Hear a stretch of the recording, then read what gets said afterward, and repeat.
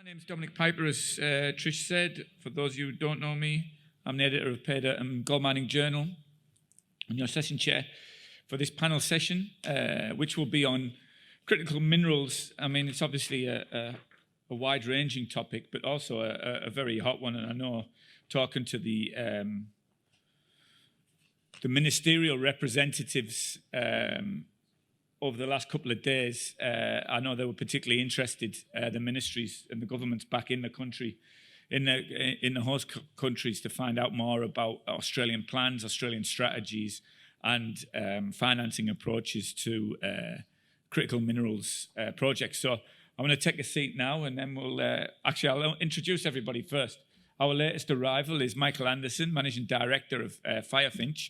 I'm not going to go through everybody's biographies because I think all of them are on the website anyway, and also appearing at other times. Next to Michael, we have Clare Pope, who is Partner Legal and Co-Lead of ESG at PwC, and for the purposes of this panel in particular, is also a Director of the Australian Korean Business Council. Next to Clare is Allan Mulligan, Chief Operating Officer of Walkabout. We've just heard from Allan and the company's project in Tanzania. And then we have Tim joining us again, who you've also just heard from Ionic Rare Earths, who have a project in rare earths project in Uganda. So I'm going to sit down now and we'll kick things off. If you've got any questions, we're going to keep it relatively brief, I think, because there is lunch out there. Is there lunch out there, Quinny? Yeah, there is lunch out there, so we'll get going very quickly. But if you've got any questions, please put your hand up and we'll try and get around to you.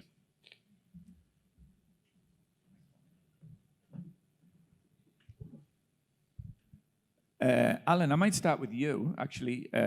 Tom mentioned the fact, and you did during your presentation, that you investigated a number of funding avenues right around the globe, really, before settling on a local bank as your debt providers.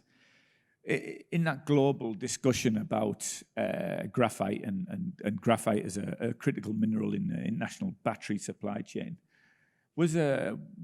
what did you glean from international investors and customers about the potential role Africa could play in meeting battery material demands across the globe? Do customers see it as a potential important source of graphite?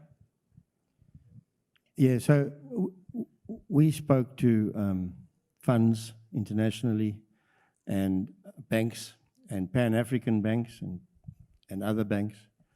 And that was never really an element of focus. In terms of graphite, it's like the market's like a black box to a lot of people, although we can get prices every day. And we just felt that there was no real belief that graphite will ever emerge out of China's supply and control. Michael, I mean, you're very similar. You've just struck a big deal for your Goulamina lithium project in Mali with Ganfeng, China's largest lithium producer. Had there been much interest from outside China in the project and in funding the project? Certainly, the process that Macquarie ran for us was widely entered into by companies from all over.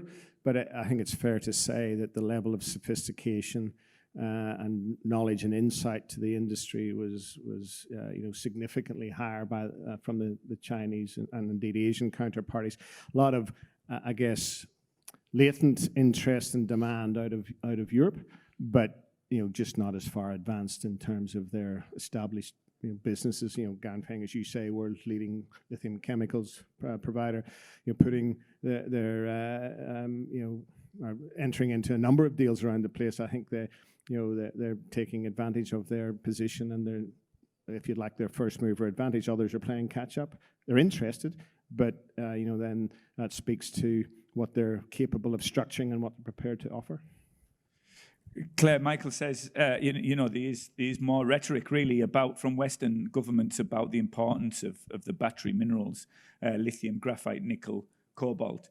And there's a real sense coming from the US. We've seen President Biden's recent EV policies from the UK as well. They've released an EV battery raw materials policy. The EU is desperate to get its hands on supplies of raw materials, and the pandemic has only sort of emphasized the critical nature of the supply chain.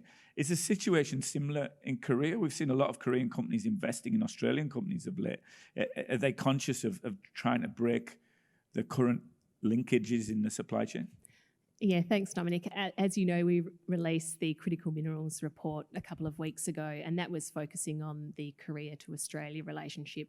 But certainly one of the key things that came out of that was the concentration of supply that was coming from their near neighbours and their real desire to break that. And I think even in the Australian market, we've seen the Koreans come to the fore. POSCO has been a significant investor here. Obviously, they're looking to shore up supplies for battery manufacturing, microchips, et cetera, all of the things that are needed. And there's no reason why African jurisdictions couldn't also fill that gap as well as, as how it's been done from Australian companies. So I would say with the right government policy settings, the right encouragement, the right infrastructure, that's really something that could open up. And in the last 12 months, President Moon has actually announced a Africa-Korea Foundation focusing on the development of energy and infrastructure projects. And in fact, on Tuesday, so only days ago, there was a $600 million financing arrangement with the African Development Bank for money that's to be spent over the next 5 years in the development of infrastructure projects in Africa and energy projects in Africa. So you can see there's a real focus on that. No, we can go to Allan maybe. Allan, did you, Claire mentioned the African Development Bank, and we see development banks playing a leading role in funding of, or an increasing role in funding of African resources projects. Had you set up the financing approach to try and tap into some of that development bank funding? Yeah, so working with CRDB Bank took us 2 years, and there was never any certainty that we'd get that over the line. So at the same time, we ran a parallel exercise elsewhere, which ended up at the larger Frexim Bank out of Africa, which is an African-focused development bank.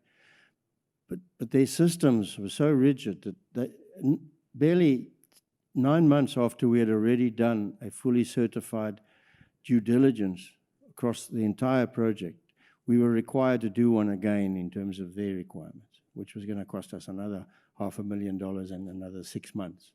So we proceeded to get ready for that, and then we managed to bring CRDB over the line. So my view is that they're not really attuned to the junior sector. A lot of what's happening in development in Africa is either coming from equity funding or from big brother funding within the industry. There is very little debt funding being successful. Michael, I'm sure you've got a few opinions on that, given your previous life with Taurus Fund Management. How was the Taurus approach fill that gap between development funding and mainstream bank funding? Well, I think the reality, as Allan says, is that most of the funding for this space in metals will continue to come from equity or partnerships. It's not a mature space for debt yet, unlike gold. Right, so much of what I spent my time in the last few years on with Taurus was West African gold, and very successful with Teranga and West African and Toro, which Resolute, of course, acquired.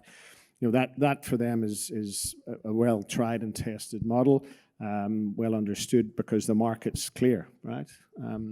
Pricing of the metal is clear. It's published in the paper every day. I think that black box aspect of not just the market but pricing and offtake is a challenge for the debt space, and I think, look, it'll come in time. It definitely will. The way certainly the lithium and graphite industries are growing, there's going to be such a lot of opportunity there. They will find a way to get up the curve and get comfortable, and for that to become a more typical line of business for them, but they're not there yet. I don't think anybody is in the alternative lending space.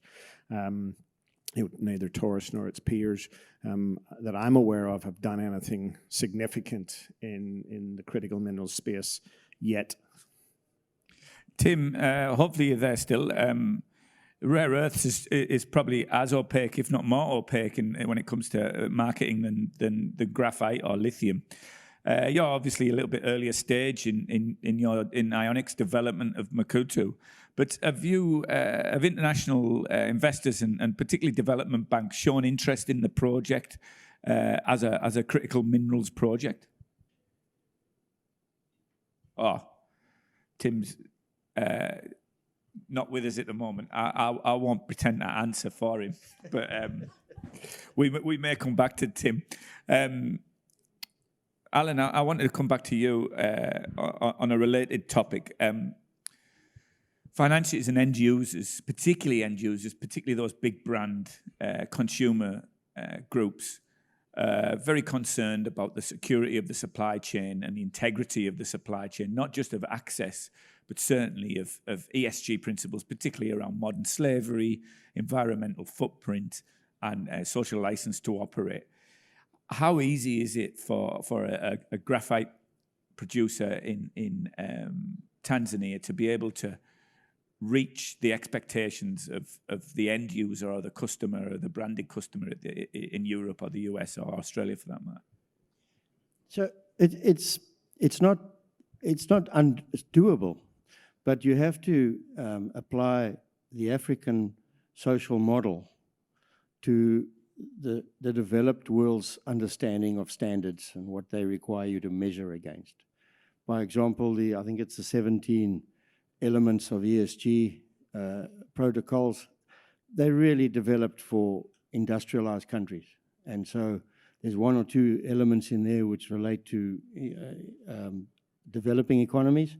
But in general, there needs to be a broader reach into the challenges we face in developing economies in rural areas and how the model should be developed in getting a uniform upliftment in those areas. Claire, yeah, absolutely. You'll all be pleased to know, I mean, I work at PwC, the home of accountants. There is a new standard, an IFRS standard being developed out of the US in relation to non-financial reporting, which should help to at least standardise some of the things that we're talking about. Because I think at the moment there's 5 or 6 different standards floating around and you're getting a bit of a black mark if you're reporting to this standard, but actually whoever's reporting on you is using another standard and the two don't seem to talk to each other. So it's not a solution to everything, but at least there will be some uniformity coming out. Michael, did you have something? Yeah, so look, in Taurus and a lot of the other lenders in that space, compliance or at least aspiration to IFC standards was sort of sought after in the norm. And we were fortunate with our Marilla gold mine, away from the critical mineral space, but obviously it's a platform for us to help build our Goulamina lithium project. We inherited some very well-developed social programs, community programs, and standards that didn't leave many gaps. But we have conducted a gap analysis, and thankfully, there aren't too many to fill. And so I think when you've got those templates in place and that foundation, it's easy to roll that out to a new project in the same region. Not just you, but the community has its expectations set by what you're doing up the road. And I think there's a number of very helpful relationships in place. But when you say, is it easy? That's not really the right question. It's something that you simply have to do. There's no future in trying to duck it or avoid it. You have to be wanting to do the right thing and continuing to do the right thing. And thankfully, both in gold and lithium at the minute, our two spaces, we're talking about pretty healthy markets, right? So, there's no reason why we can't afford to do it. So it's a very important part of the business that you have to put your time and effort into. Is it different for critical minerals than it is from gold? I don't believe so. The fundamental principles of our projects are we're a mine and we're a processing facility and we're in a local community. We're employing locals. We're happy to procure locally and to pay our royalties and taxes, but also to provide community betterment, supporting whatever makes sense. And I think that's the thing that you have to do. You have to take the local context and understand what they want. Not make up your mind about what do you think they want. What's important to them? Is it education? Is it agriculture? Jobs are a massive part of it, but all of those aspects, health, and consult. And come up with appropriate plans. And as I say, we're fortunate some of that had been done for us as a template and a framework that we can then roll out into. But I don't think that the metals or the product makes any difference. Claire, just change tack slightly. The other element of battery minerals is the downstream processing. We see here in Western Australia the likes of BHP building a nickel sulfate plant, and now Tianqi and Albemarle and now IGO moving into the lithium hydroxide space. Talking about Korean investors, do they want the raw materials to take back to Korea and process themselves, or do you envisage a time where we may see Korean investment on the African continent in downstream processing? Yeah, it's a little bit of the same nut that Australia's really trying to crack at the moment. I think there's a number of things at play in that kind of decision. It's obviously it's not binary. You have to look at what is the policy, what are the incentives, do you have access to sources of supply, is it all the different types of minerals you might need in processing, do you have access to infrastructure, potentially renewable power, depending on what you want to sell, trained employees. So there's a whole box of things that need to be filtered through. But then on the other side of that, there's the confidence on the Korean side about what is the EV, what does the EV look like? I was reading the other day that apparently now there's a new battery technology that's associated with iron ore. So asking for quite a significant capital commitment in a jurisdiction that's not close to where they're making these things associated with, let's say, copper, might not be the winning formula for an EV. So there's naturally going to be some hesitation. So there's a lot of work to do, I think, in understanding where you want to play. Do you want to go all the way downstream? Do you want to beneficiate to a certain level? And finding out what will work and provide enough flexibility on the Korean side so that they can kind of manipulate and do with the product what they want. So there's a lot of analysis, and I think finding what those intersections are, playing on your natural strengths and finding out, doing the market analysis, really. Allan, obviously from the other side of the equation, African governments are very keen to see beneficiation and downstream processing in their countries and value addition in their countries. Can you see, did you look into graphite downstream processing and what do you see the potential for other commodities as well? Yeah, so in certain areas, it's not that complicated, and it's a function of scale. For us, downstream, the government would be quite satisfied with the first level process, possibly at one of the ports or near one of the ports, and that would really actually be beneficial, particularly if we can get a free trade zone around it and get some assistance. But when you're talking, for example, a Kabanga nickel, which has to refine nickel, or would be required to refine nickel in country, it's a different ballgame altogether. But they are pragmatic. They've seen what's happened in Asia, I think, in certain countries that have demanded it. And so you can always talk to them and you can always make arrangements. Michael, do you see a day when we'll see downstream processing facilities on the African continent? I think yes, but again, let's try and walk before we start running. We're about to hopefully build what will be West Africa's first significant lithium concentrate operation, and there's no question that there would be potential benefits of having downstream processing, in that region. But right now, our partner is building additional downstream processing facilities in China that it wants and needs to feed. And so they're quite comfortable with the current strategy, which is to ship the concentrate back to China. I'm 100% certain that the Mali government would love to be value adding in country, but and we're happy to have that conversation both with our partner and with them. But we have to look at Australia as a precedent. we've been trying to build that downstream capacity for quite a number of years here at significant expense, and maybe it will be helpful to be second or third in line and learn some of the lessons on that.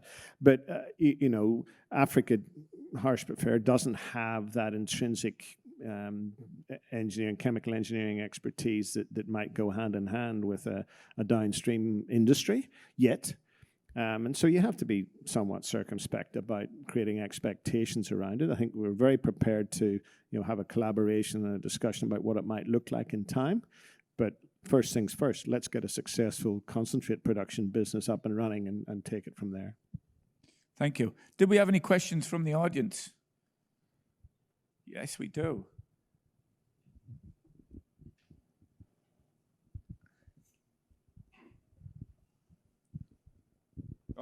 We've got one further back and then one at the front.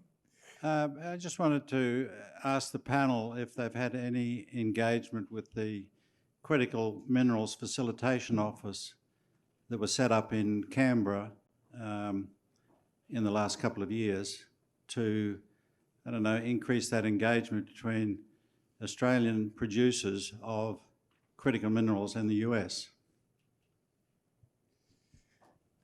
No. I've had a couple of teleconferences as part of preparing the critical minerals report. But to be honest, the US angle has been pushed a little bit more by the banks as a potential financing option, given the difficulties we've been talking about around a lack of transparency or a market, rather than the facilitation office. Bill, no. And the issue with the American angle is while they make enormous amounts of money available, they make the access to that money almost impossible, and certainly for smaller balance sheet companies. You've got to, your project's got to be of a certain scale. It's got to be World Bank standard. It's got to be all of those issues before they'll even have a look at you. So we discounted the basis of American funding almost immediately. Claire, is it a similar situation for Korean corporations? We see in many from many jurisdictions, it's very hard for them to get their head around funding what we think of as an established miner or even a mid-tier miner when their market cap is less than 5 billion or less than 10 or less than 20 billion.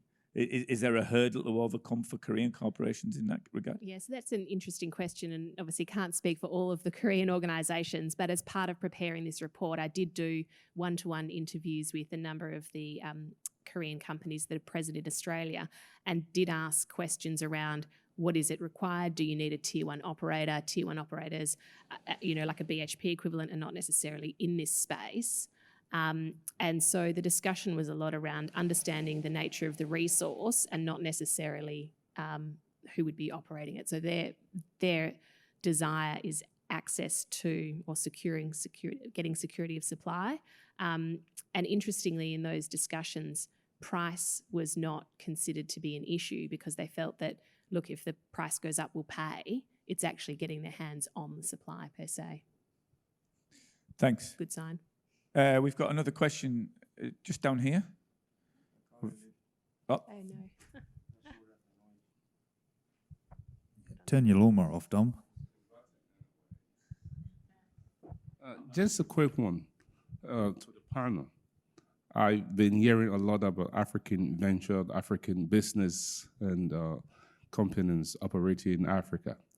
And as Africans in the diaspora, particularly in Australia, is there any measure put in place that we can get engaged as well as be involved with these prosperity of businesses? Because many of us here as Africans, we are completely unaware of all these development, whether by getting some professional employment, work experience, student placement, to also encourage African young men and women who've come here and study at the universities and earn degrees in those areas of discipline, if they wanted to go back home, for them to consider the decision. Is there anything that you guys have in place or you've ever thought about? That's a really important point, and I'm glad that you raised it. There are a number of organisations, I think AMEG is one, that is coordinating professional placements I think that initiative, and you might be more familiar with it than me, it only started in the last 6 months or so. But it's something that I think particularly the professions here really need to get behind, because we are doing a lot of work in Africa, and it's appropriate that, you know, when African students come here, go through our education system, that they get employment opportunities to help in their home jurisdictions and potentially go back to their home jurisdictions and, you know, raise some of the kind of issues that we debate over here and make sure it infiltrates, at least the professions. So look, I don't claim that we have anything formal in place, but I can certainly express our commitment to local employment, and I guess what even better than that is probably having Australian trained people going back to their home countries and taking that expertise with them. So we inherited a largely Malian workforce at Marilla.